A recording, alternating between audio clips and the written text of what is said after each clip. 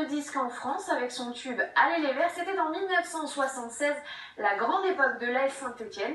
Vivien Roussel et Max Solon retrouvés.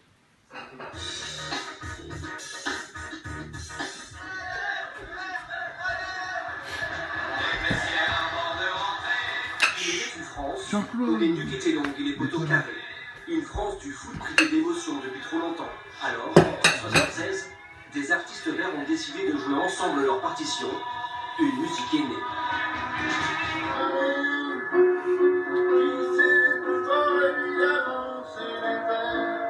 Etc. Faut que je règle le piano quand même. Monty, une voix au cœur des yéyés. Des dizaines de millions de disques vendus.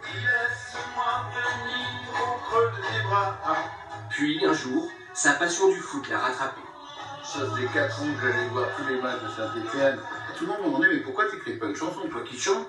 Pourquoi tu fais pas une chanson sur Saint-Etienne? Le peuple, vraiment le peuple de Saint-Etienne. Et je dis, mais j'ai pas l'idée.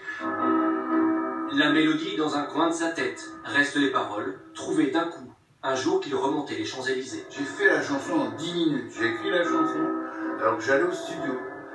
J'ai été prendre des gens dans la rue qui descendaient les Champs-Élysées. Vous voulez pas faire un disque? Et j'ai fait venir une vingtaine de personnes, j'aurais demandé leur nom, leur adresse, j'ai dit, je vais sortir le disque et je vous enverrai un 45. À l'époque des paillettes, Monty, la moustache en plus, 42 ans en moins.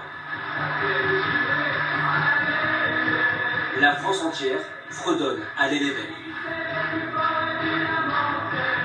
Un tube, ça s'explique pas. Moi, mon but dans la vie, c'est que le peintre en bâtiment, quand il est en train de faire le travail, il chante une chanson. C'est ça un tube.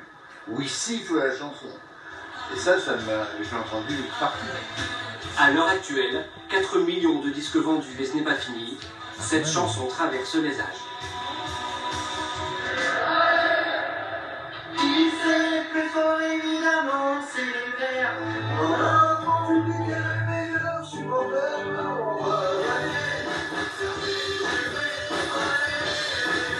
Quand je vois des mômes de 3-4 ans sur internet qui chantent Allez les Verts, il y en a des centaines. À chaque fois, quand je vais là-bas, les petits mots qui ah c'est Monty, une sainte autographe.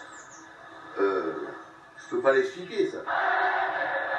Le peuple vert ne l'a pas oublié. À 75 ans, Monty franchit encore souvent les grilles du stade et laisse sa pudeur de côté.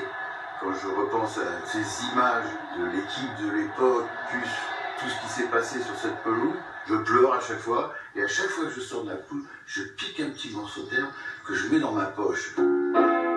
Jusqu'au bout, ses doigts glisseront sur les touches du piano et sa voix accompagnera la mélodie des Verts, la plus grande chanson du football français.